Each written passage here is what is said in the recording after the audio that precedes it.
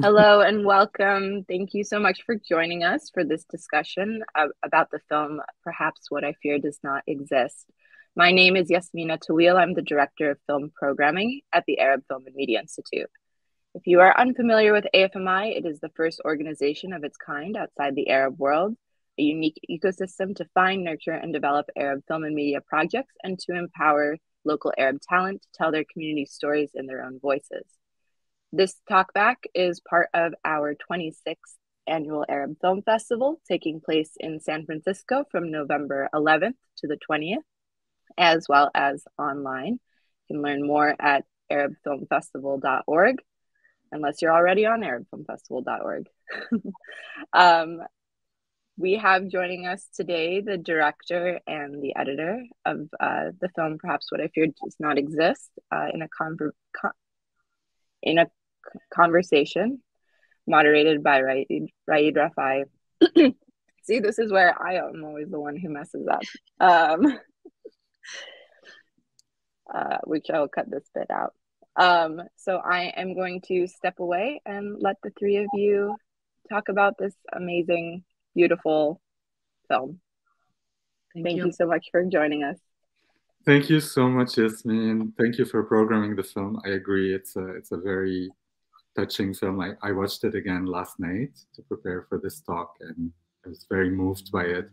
So I'll start by presenting myself. My name is Raed Raefi. I'm a Lebanese filmmaker and researcher. I'm currently based in San Francisco, where I'm doing a PhD in film and digital media at the University of California, Santa Cruz. And my research mainly focuses on queer cinema from Lebanon and its diasporas. I'm very excited to be in conversation with both of you, Corine and Halim. I've known you for so many years. I don't even remember when we met, but you both went to film school with my sister, Rania. I worked with you, Corine. I mean, you helped me actually on many projects. I've also known you, Halim, for many years.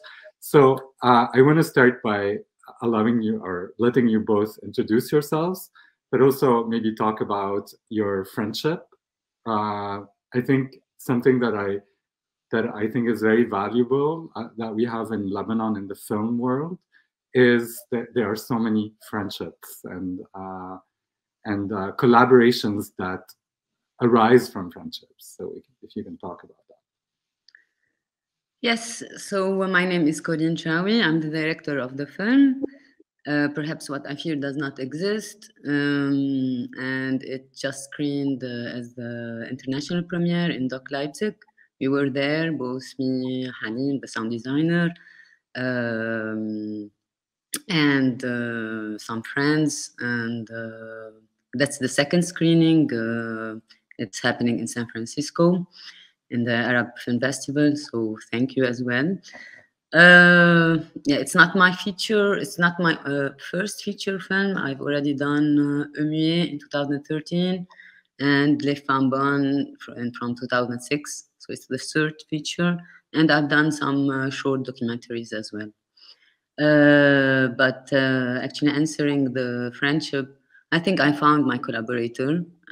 It's the third, or we edited Oxygen, then Muet. And this is the third film we edited together. And yeah, funny enough, actually, for this film, because it was too personal, and he knows me very well, and he knows the family very well. So I was like a bit reluctant, like, would he be able to have some distance? And so first I was searching for other editors, but then it was obvious that he should edit it, and so we edited together.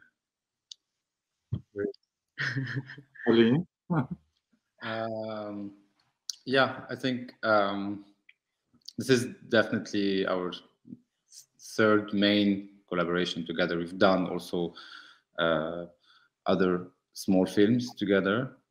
And yeah, definitely this film was completely different because like the first two, Oxygen and Muet, were kind of films that already were structured way before filming, or at least there was an idea of a film. In this one, it's a completely different story. Probably we'll talk about it in a bit, but the most interesting part about it is that I also don't think it would have worked if it wasn't the two of us together. So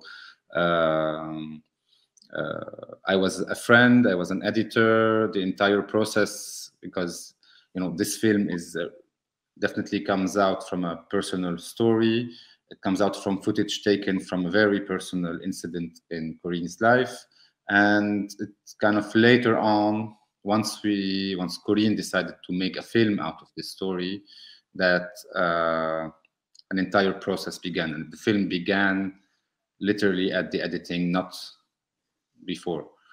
So, and that was probably one of the most challenging projects I've done ever in my life. Yeah, me too. And you yourself also, you're a filmmaker. Yeah, I'm also a filmmaker. I came into editing actually because of Corine on her first project we did together. And then it allowed me to continue and collaborate with other people and edit other stuff and have a bit of kind of creative editing on many other projects. I also write and direct my films, more into fiction films, and I think done a few documentaries along the way. So yeah, done about everything. Thank you for this introduction. I also want to add that Lama Sawaya, the sound designer and sound mixer, is also a friend, and she worked on 2 of my films. So it's always heartwarming to read the credits and see Bilal Hebri, the colorist. So I feel that there's such a tight community in Lebanon, and that's very meaningful for the film world. So I want to talk a lot about actually the editing process, because I think it's what you do with time is very interesting. But I want to start first by talking about the subject matter of the film. I mean, this is a very personal film, Corine. This is about your own family. But I have so far, I think, seen most of your films, if not all of them. And family, friends, I mean, you're always, or most of the time, you're filming your immediate surrounding with a lot of tenderness, with a lot of compassion, and with a lot also of doubts, which for me make your films richer and more interesting. I would like you to talk a little bit about the process of shooting this film. How long have you filmed it for? What was your family's reaction? I mean, as I said, you've already filmed them before. What was your process? I mean, when did you film? When did you stop? Were there things that you did not want to film? How did you negotiate that process with yourself and with your family? Yeah. Yeah, as you mentioned, Raed, my parents are used to be filmed. So a lot of people would ask me, did they agree? Were they aware of the camera? And actually, yes, but no, not at all, because they're used to being filmed. It's the 3rd film I do with them. And for this film, it's actually, everything was very sudden, and we were in this rehabilitation center, and we knew we were going to be there for 1.5 years. So when I knew that it was for such a long period, I naturally stopped all my professional work, or actually everything in my life, to be there to take care of practicalities. And I wanted to record and to be a witness of the progress of my father. So, and I have a lot of footage that are used in the film that are with my cell phone, my mobile phone, because I wanted to see when he's going to walk. I wanted to record it. So that's how it started. And at the same time, I also I was wandering around because it's a big hospital, and I discovered this cemetery there. And I have always been fascinated by cemeteries and death. And I started as well filming footage, like the first footage with the tripod and the camera. It was in the cemetery that is in the hospital, the big hospital. Yeah, so it started very naturally. But then after some months, I was like, okay, there are some patterns, like my mother praying the whole time. So I decided that, okay, I'm gonna film her from the back with the gimbal for long shots. And I felt that there was something interesting happening. But still, I thought it was about my father, my mother, him being disabled, her praying for a miracle, waiting for a miracle. And then in the edit, actually, it also took a lot of time to really understand what the film is about. And I think here Halim could, yeah, speak about his struggle. Well, if I may, just maybe, I want to ask more about the content, but maybe this is a good segue to speak about the edit and to speak about time.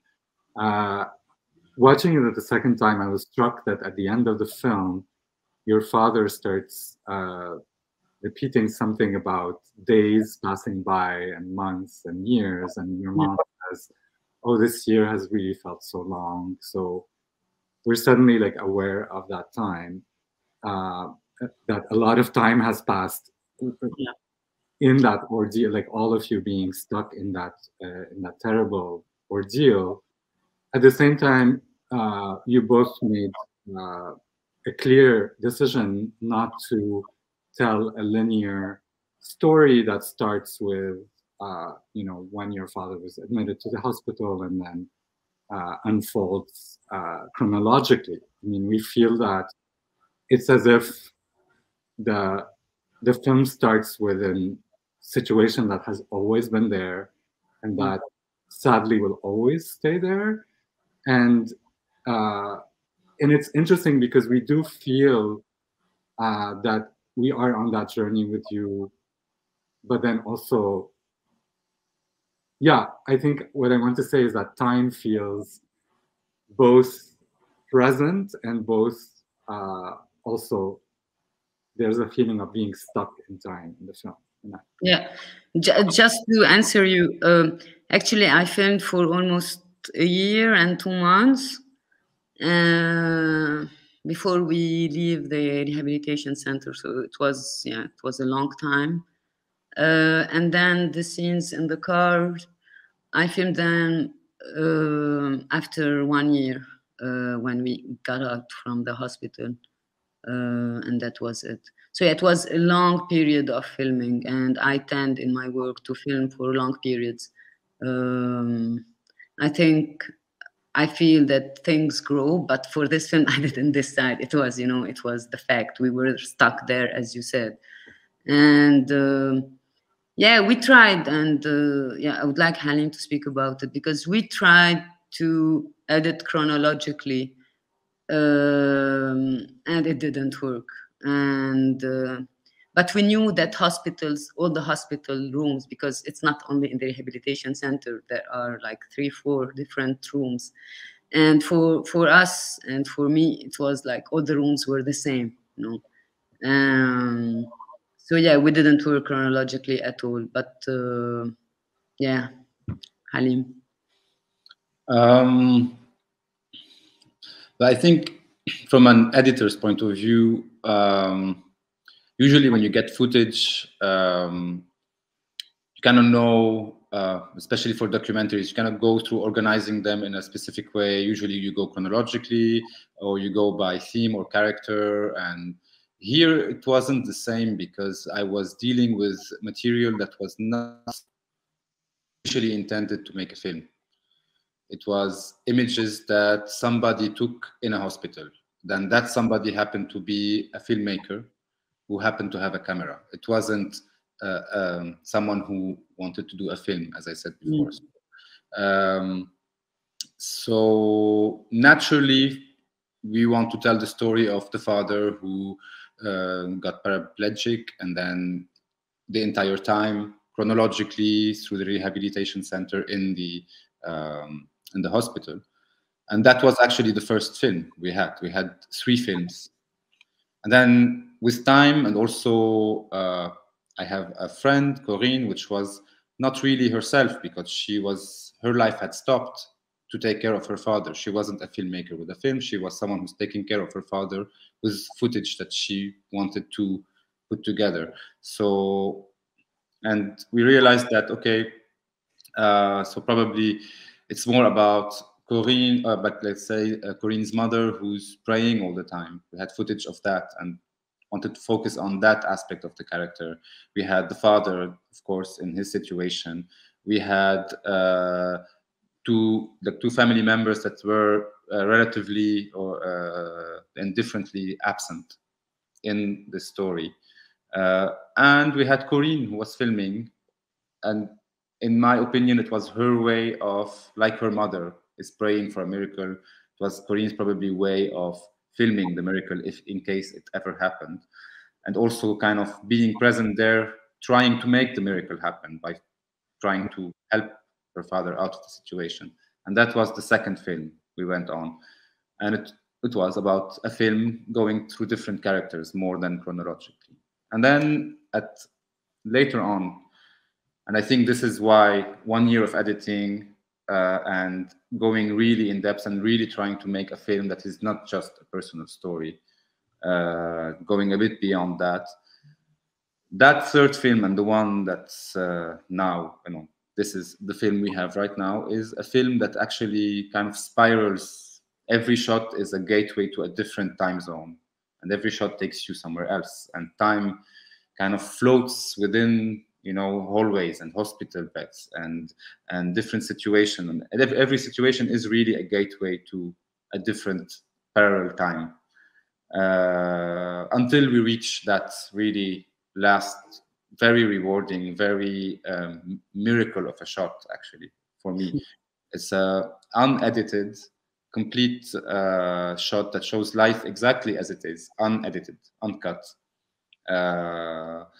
Where also you kind of also see the filmmaker and the character, Corine herself. I'm sorry. I don't know what's... Sorry, this is my phone going crazy. This is one of those moments that maybe... These are the best moments, Raed. Exactly. Talking about uncalculated or unexpected. Yeah, exactly. And actually, that last shot of the film is full of uncalculated and so magically put together moments, in one big shot. So that's why the film had to also end this way, to really show it as it is, uncut, unedited. I was very moved from that shot, and I think when I first watched the film, I told you, Corine, just this long sequence shot, and then the credits appearing, but then the shot continuing, and I got this feeling that how thin that line is between life and recording life, and living and making a film. I also noticed a lot, also in the editing, that you played a lot on stillness. I mean, your father being in the bed, unable to move, and then movement. I mean, you mentioned this, following your mother, relentlessly walking, praying. All the interviews with your family are in the car. I know you used that strategy actually before, which I would like you to talk also a little bit about why do these interviews, these intimate interviews in the car, but also going back to just being both a daughter, a sister, someone who's intensely suffering in this situation, but also a filmmaker who it feels that have learned to cope with life and its adversities through the camera. I mean, I find all these moments where your hand extends, or the hand of your lover extend, and we can talk about this also later, just positions the camera as really like as something really present with the family and with that suffering, not only as an object that's recording, but also as being deeply involved in that very difficult situation. Yes. I mean, it was the only way for me to cope with the situation.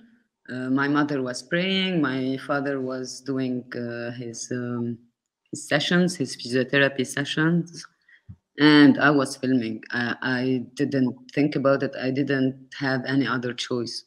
And I'm used to having the camera with me. I'm someone who films. Like, I see a beautiful light, I film it. There is something that touches me, I just film it. And usually I just, I have like a lot of brushes that are there that are not really intended to use for a film. And yeah, this is something I really like to do. And yeah, filming during this year and 2 months, it was essential. I couldn't have done it without it. And in some ways, I was also like protecting myself, that I could take a distance when I would look at them, because there was the camera between me and them. But that was really unconscious. I mean, it's not like, okay, now I'm gonna put the camera. It just came like that. This is the way I work. I don't know how to like explain it pragmatically. So yeah, this regarding the family and me being there as a daughter and as a filmmaker, it was mixed. But yeah, as Halim mentioned before, it was not intended to be a film. So I was just passing time and doing something I love. And the only moments where I am out of this claustrophobic space that is the hospital, with all the intense emotions that involve, I would go out with my ex-lover, and yeah, it was the time where I breathe, where I relax. And that's why the camera is a lot more intimate, and there are many close-ups, and like you could touch the person, and actually the person touches me. We're so close. And yeah, that came later in the film, actually. Yeah, and Halim would suggest to put it because this person, Davina, was really present during this time, and like it was my oxygen during this time. I mean, that came through to me as a like very tender in understanding you as a character, understanding your needs. I mean, you were constantly focusing on your father and all the other shots and your family. But then I think these moments counterbalance that with what also you needed as a person and a woman, and they were made in such a subtle way, not explicit or. And I found that very powerful. I also noticed that the sound design of the film carries some of those like breathing or intimacy, carries it out throughout the film. I don't know if like I was imagining, but I felt that the work on the sound was very subtle. No, but it's true. It's true. But before answering the sound design, like for me, when we were in the editing room, when I saw how I filmed them, I filmed my parents, my own family, with all its rawness. and honesty and truth, then it was, you know, it was only honest as well to film myself in the same way, and to be naked, literally or not, in front of the camera. So yeah, I was totally convinced that I should also be there with my faults or my bad temper, or, you know, not to hide things. Regarding the sound design, yes, the breathing was something very, very important. But we also started working on this before, because this is the way we work. Like we put all the sounds we need, because we cannot edit without having the sound, and then of course we refine it, and we work on it with Lama in the studio. So yeah, the breathing, when I follow my mother, and it's like heavy breathing, but then in the intimate moments it's another kind. But yeah, we worked on this all along the film. Even the last shot, I mean, it finished with I noticed that again yesterday, and it was that thrust, and then the camera suddenly stopping. There are a lot of ideas that are coming to mind also, but maybe before moving to Halim, and I think this is a question to both of you. Basically, negotiating in the edit room, especially in a very intimate film like that, are there and that a film that comes across as both very intimate and raw, as you said, but also as with a lot of, there's a French word, pudeur, or prudishness. So we do feel that there's also like this, that there's a dignity in the film, and a dignity in the way your family is dealing with that ordeal. And I wonder how you thought about that in the edits, where, like, for example, I noticed there was one shot where everything is happening off screen in the hospital. And I felt those moments like alternating between moments where we're seeing and moments where things are suggested or felt, were very powerful in the way that the film left a lot for us as viewers to imagine, in the sort of like the agony that you must have went through. And I wonder, you know, for both of you, but Halim, as an editor, how did you think about that, like showing the you know, the intensity, but also refraining from falling into the pathos, or well, definitely it was the main concern throughout, but also because we're both also like this. We're not we don't care about sensationalizing a story or make it more dramatic than it is. At some points, because we were editing during the pandemic, and the explosion in Beirut also, so a lot of things were happening, also to make us think, is the story dramatic enough, you know, to make a film out of it? And those were questions that were coming. But for us, every image we use, some images, like some footages that we went very late in the edit, because either me or Corine had a very hard time looking at it, or finding that it's not dignified or not ethical enough to have it in an edit, to see her father in a specific situation or not, or it was difficult for her to find the dignity. And I think because also the film, let's say if we stayed on the first idea of just telling the story of the father, that same image with, you know, no one in the frame and you can hear everything outside, would have been very unethical. But because the film later moved organically into a story about control, and a story about being withdrawn from life, and a story about like also these many stories within this film, and it kind of went outside just the personal story, that many things also remained or stayed ethical and dignified. But that's mainly our concern throughout. Like literally, no shot was used. If there was like, we had objection about an ethical use of it. Yeah, I mean, we don't do film to I don't know, to score a mark or to.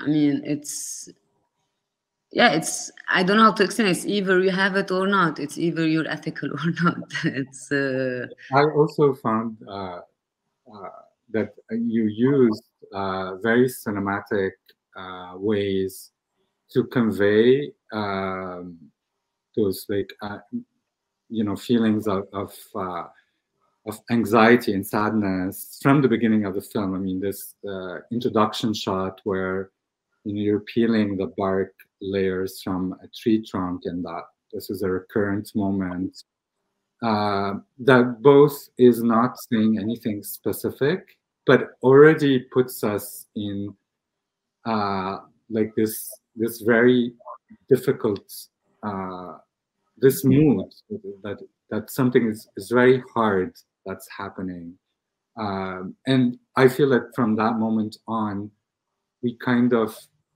feel the situation beyond what we're only seeing on the screen, because yes, I mean, I think for me, we understand that each one of your family members, including your father, have these coping mechanisms and survival strategies. I mean, we never see your mom really breaking down, and so I really appreciated that as a viewer, you giving us access to how humanly we cope with these situations, but also thinking cinematically as a filmmaker, how to convey the complexity of a situation that both, in a way, in the film, sorry, I'm blabbering a lot, but seems to have created a crisis in your family, but also in relation to a lot of, lingering family issues have also brought you together. Yeah. And was cathartic in some moments. Yeah, definitely.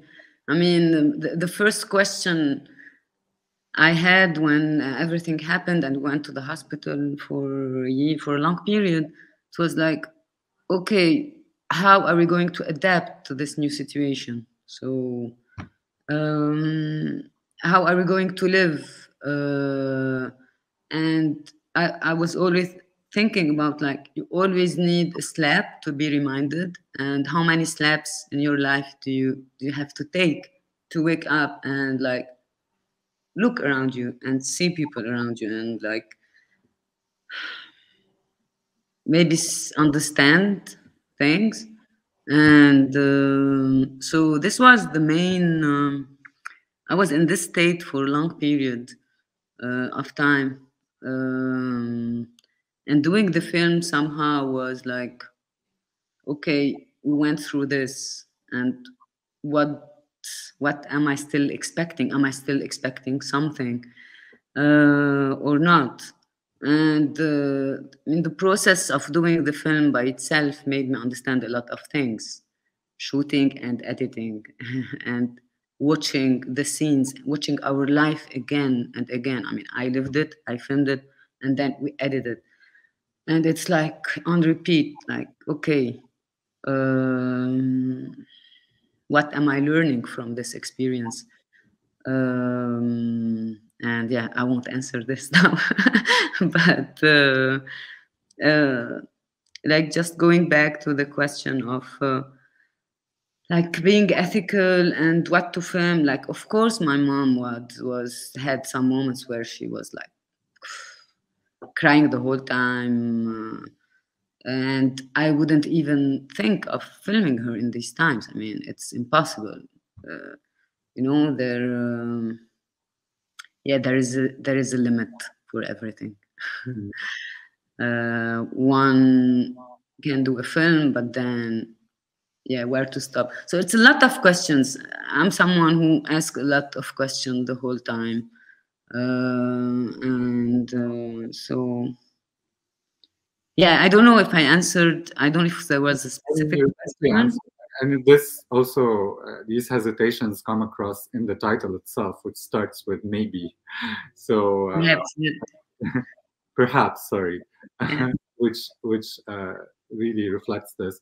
I want to ask about, since I mean, I'm interested in queerness and cinema, and I feel that this is a very queer film, even though it's not like in an obvious way saying, "Hey, I'm queer, I have a partner," and this is not really the topic. But there's a moment for me that's very revealing in the middle of the film when you talk to your sister, and we understand that your sister has her own family, so she cannot devote, and she lives somewhere else in Dubai, so she cannot give her full attention to the family. We understand that your brother has certain personal issues, so you're the only one as a queer non-married person who doesn't have a family of herself. I mean, you have a partner.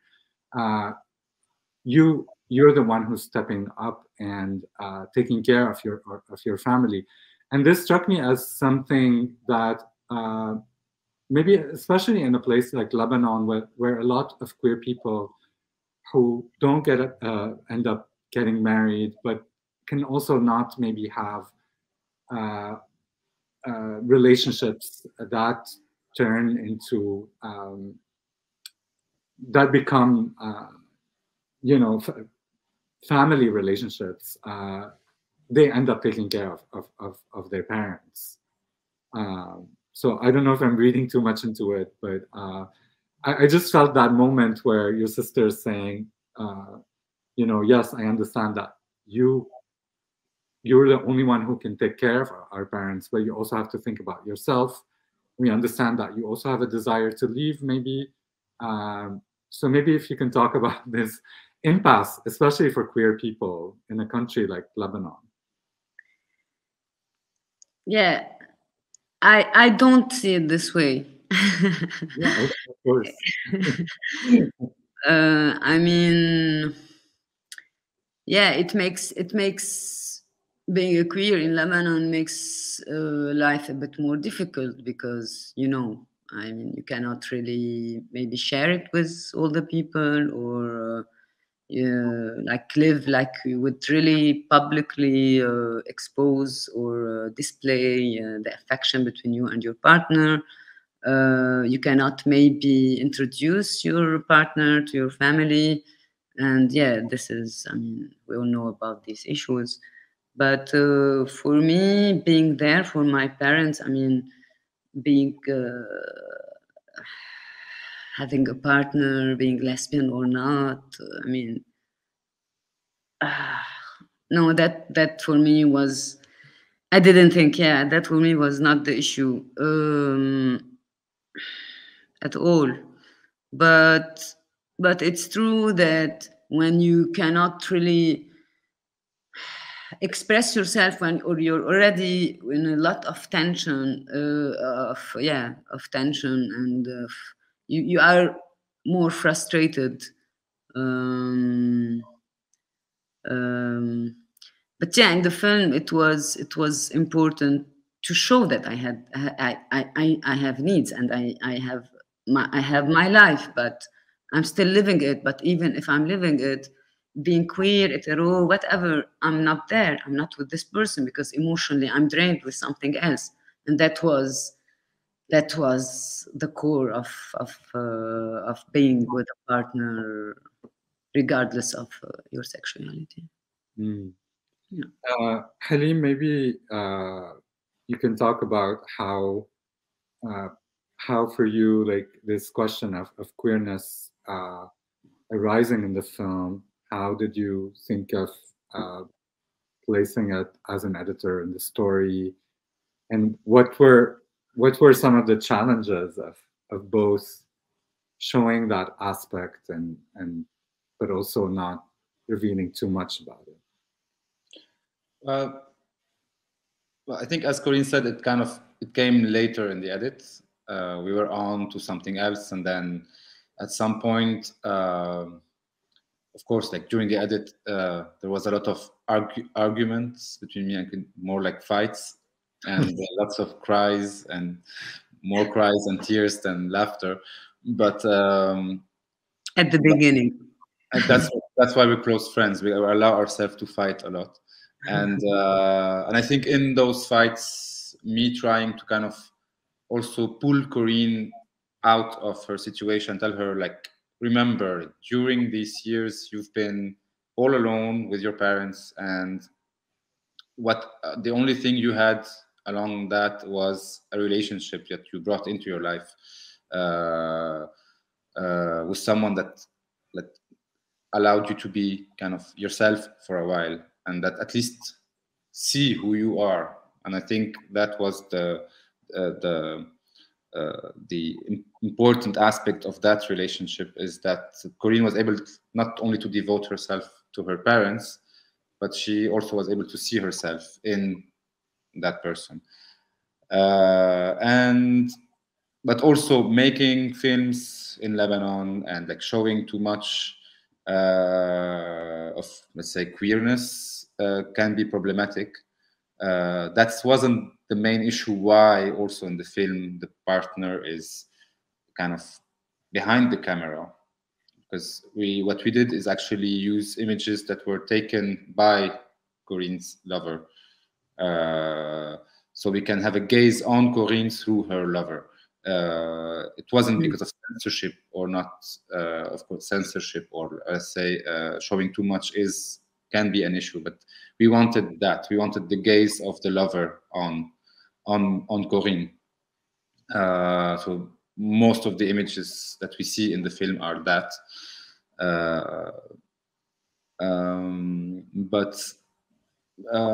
Yeah, I think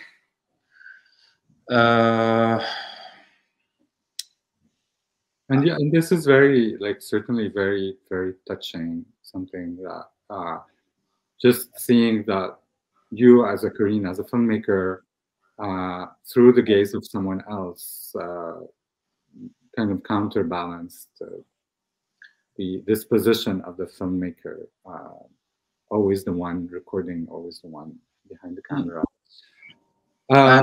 And I think it was also difficult. I don't know if I can say that, but because at that point the relationship was a little bit shaky, let's say. So also access to those footage and kind of going there. So I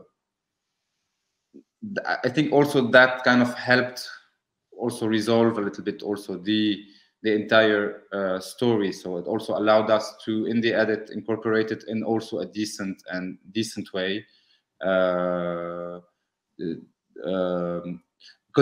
during edit we're always kind of all the time going to fish footage. Like at some point was like, let's dig into voice notes and let's see what's in the voice notes. Maybe there's something in a voice note that we can use that can tell the story, because your life is based on voice notes and something you recorded with the camera, with your phone, or the IRMs from the doctor, or some technical things that from the hospital. So and it was in that search for finding bits and pieces that also this story came in that way. Yeah. I loved how this film is punctuated by those voice notes from your niece that are very innocent. Yeah, I mean, I loved also another ethical choice not to show the niece. So there's a lot in those small moments of living that ordeal that are both. I mean, what's really for me intense about the film, it's both very tender and very harsh. I mean, tenderness and harshness are coexisting together. I want to add something probably which I think is relevant in terms of when we're talking about, let's say, the queerness side of this film. the discretion, let's say, in the film also follows the work we did on Muet, which is the previous film by Corine, which is also about love, and it's a kind of a coming out story. Without the coming out.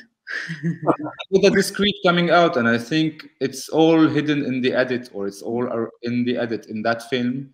The language of Muet and the way the stories unfold also is a kind of a puzzle or a poetic edit.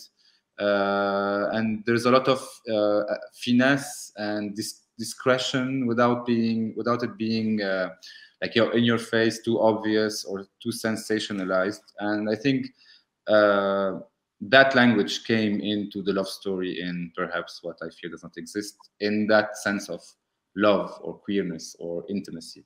So and that's actually what I love about like working with Corine, is that you have the possibility of creating real poetry, even if it's a documentary. No, there's like, because it's a documentary, actually you can allow to have a very poetic language and approach or get closer to a cinema, you know, while telling a real story. Yeah, we totally agree on this. I mean, it's yeah, we've been working together for a long time now, and I mean, we're not interested in narration. I was never interested in like going from point A to point Z. It's I mean, I believe that the spectator will feel or will sense or will analyze something, and I wouldn't like to take his or her hand and tell him or point out things. So yeah, it's, for me, the film should be floating, and I never end a film with an ending, with an answer. It's always like an opening, like, okay, and now, you know. And yeah, so yeah, that's I mean, yes, and I think the queerness in your film is never about the identity politics of being gay or lesbian. I remember also when I watched Affinity, which was a very long conversation between you and your friend, where you kind of tell her about your desire for her in this very intimate setting. And for me, this film was very striking because it did not go into a place of identity, and it stayed in the space of desire, of affinity, of affect, sensations that are not, that in the film you don't try to intellectualize or turn into a political statement. And, I feel that has been a way of dealing with queerness in your films that's, to me, very interesting. I'm aware of the time, so I want to leave the last word to both of you. If you want to maybe add anything we didn't talk about, or talk about your next projects. Yes, actually, I have another project, and I will be working on it with Nancy Sabbagh. She will be the producer of the film, and it's yeah, animated documentary. I cannot really reveal a lot of things, but the subject is linked to the 4th of August explosion in Beirut. So, yeah. And Nancy is your sister, Halim. Family business. The producer in the family. Yeah, I don't know. He will be editing it, that's for sure. I'll definitely be editing. More fights. I don't know, maybe last word, but in case anyone is still watching this video till now, do watch the film. It's really a very nice poem, you know, about so many things. Mainly for me, I think this film taught me like that no matter how prepared you are in life for a catastrophe, you're never really prepared, and you have to accept the fact that you're not prepared and work hard and try to cope with things. And that's what I love. The film has also this in it. So thank you, Raed. I mean, I second this call for people to watch the film. I just want to say a last thing that I think it's very refreshing seeing so many stories come out of Lebanon, always focusing on the big political picture or the the financial crisis or the political crisis. To see such an intimate film that's not really trying to explain anything to like a foreign audience, but is really trying to communicate something very deep about what it feels to be in that space and time, dealing with a personal crisis. I want to ask you also maybe the last question, Corine, if how your father is doing. Well, the summer was hard. He went through a lot in the summer. He went a lot to the hospitals, but now he's better. So yeah. Good to hear that. Yeah. Thank you so much to both of you for this. Thank you, Raed. Thanks, Raed. See you soon.